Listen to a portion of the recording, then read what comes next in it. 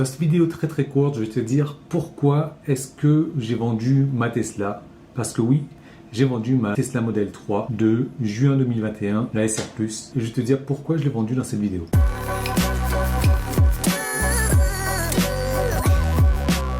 La réponse est simple et c'est pourquoi cette vidéo va être super rapide. On me dit souvent que je critique Tesla et c'est vrai, c'est le cas. J'aime bien dire quand les choses ne vont pas. J'aime pas mettre de la poudre aux yeux des gens. Voilà, je suis prêt à dire quand les choses vont bien et je suis prêt également à dire quand les choses ne vont pas. Et donc effectivement, oui, je critique Tesla quand ça ne va pas. Et j'aime aussi avoir mes mots et mes actions qui vont dans la même direction. C'est pourquoi je me suis dit, tant qu'à critiquer Tesla, autant avoir les actions qui vont dans le même sens que mes mots et vendre ma Tesla. C'est pourquoi j'ai vendu ma Tesla. Merci Mawawa, on a vécu beaucoup d'aventures entre nous, c'était vraiment génial. Maintenant, il y a une page qui se tourne.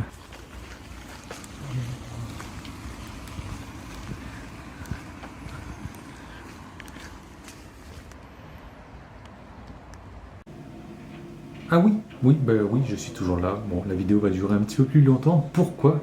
Parce que sur les plus de 50 vidéos, presque 60 vidéos que j'ai faites, il y en a peut-être 2, voire 3 vidéos, et encore c'est des morceaux de vidéos où je critique Tesla. Il y a quand même 57, voire 60, une soixantaine de vidéos où je dis du bien de Tesla. Donc ça serait quand même ironique de vendre ma Tesla comme ça et de ne rien faire à côté.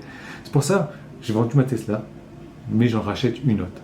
Parce que je ne vois pas aujourd'hui quelle autre voiture je pourrais acheter d'autre qu'à part une Tesla. Maintenant, il y a une page qui se tourne et une toute nouvelle qui s'annonce. Donc j'ai eu de la chance parce que j'ai commandé ma Tesla il y a quelques mois maintenant. J'ai été livré le 23 décembre, je crois.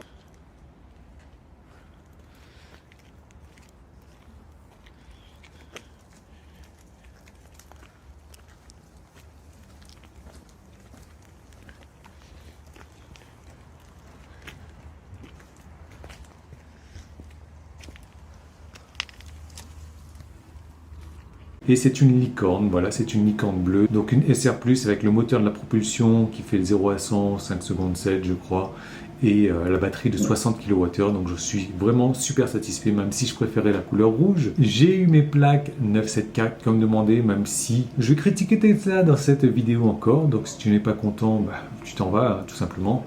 Parce que oui, je critique Tesla, je dis quand les choses vont bien, je dis quand les choses vont mal. Une fois qu'on a passé la commande et qu'on est en cours de paiement, tout ce que tu demandes à Tesla, c'est oui, on le fera sans problème. Pas de problème, tout sera fait. Oui, monsieur Yann, voilà. Bien sûr, pas de problème. Et donc, j'avais demandé les plaques 974. J'avais demandé également une livraison pour avant d'aller à mon road trip en Italie, qui était, je crois, vers on va dire le 20 décembre. Oui, pas de problème, vous aurez la voiture, bien entendu. Le jour où je fais le règlement final, je suis désolé pour les plaques 974, j'en suis pas certain. Pour la livraison avant l'Italie, j'en suis pas certain. Et donc c'est la deuxième Tesla que j'achète. Figure-toi que c'était exactement la même chose qui s'est passé pour la première Tesla. Oui, pour tout, dès lors que tu payes.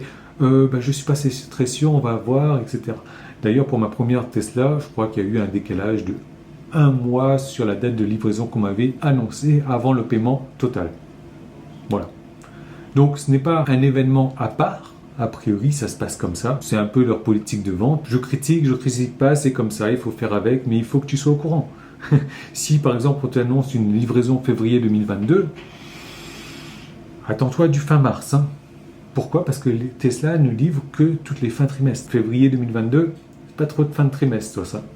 Tu verras, je dis rien, mais ne sois pas trop déçu si tu t'attends à février 2022 quand on prolonge la durée de livraison d'1 mois. Voilà, ça risque d'arriver. Sinon, au niveau de l'intérieur de la Tesla, pas mal de petites traces de colle sur la portière. Moi, j'ai vu beaucoup de livraisons ce jour-là et très peu de gens qui regardaient dans la voiture, boum, ils rentraient, ils partaient. Non. En même temps, c'était leur première Tesla, ils ne savaient pas trop comment faire peut-être. C'est un petit peu dommage. Beaucoup de traces de colle sur la portière, etc.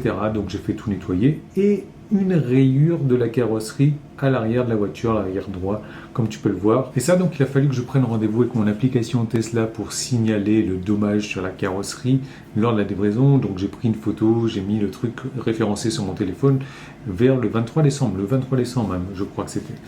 Et là, aujourd'hui, on est le 6 janvier, en fait, donc 12 jours plus tard, et là, mon téléphone vient de sonner, ça fait quelques minutes, c'est pour ça que la vidéo s'est coupée entre-temps.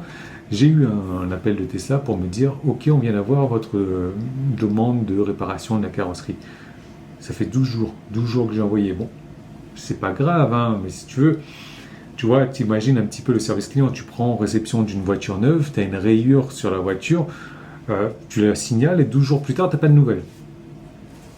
Donc voilà de quoi il faut s'attendre avec Tesla. C'est comme ça, malheureusement. Bon, il n'y a pas mort d'homme.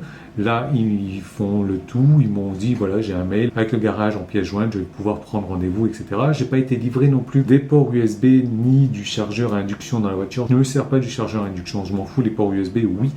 Et ils viennent me donner un rendez-vous pour le 24 janvier. C'est-à-dire un mois après la livraison de la voiture. Bon, ça sera fait à domicile par des Rangers, mais quand même.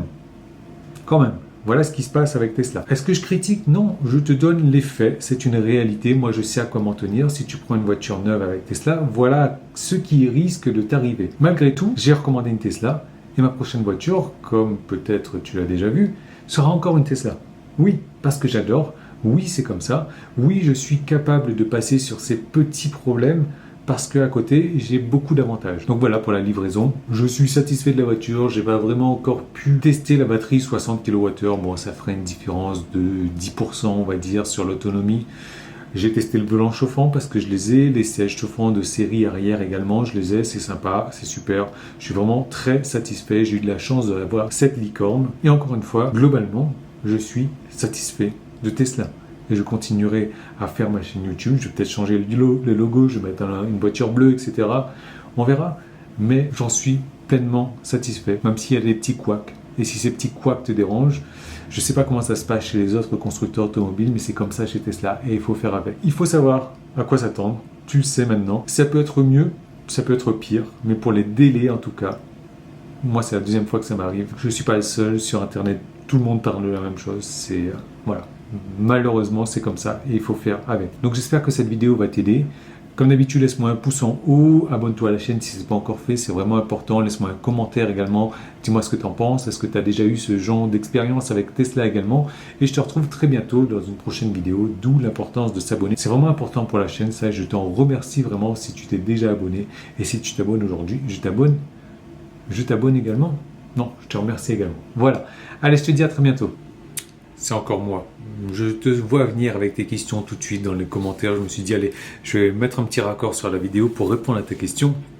Non, je n'ai pas vendu la voiture au Danemark ou dans un pays de l'Union européenne. J'y ai pensé, mais comme j'ai eu un souci, c'est-à-dire que je devais partir en road trip en Italie avec la nouvelle voiture et la livraison a été décalée d'une dizaine de jours, voire 15 jours. Je n'ai pas pu vendre ma voiture à l'étranger et j'ai préféré la garder pour pouvoir partir avec l'ancienne en road trip et revenir avec. Et puis j'ai eu de la chance, j'ai trouvé un acheteur en France qui me l'a racheté à un tarif plus que raisonnable, on va dire. Et j'ai pu vendre la voiture le jour de la récupération de la nouvelle voiture.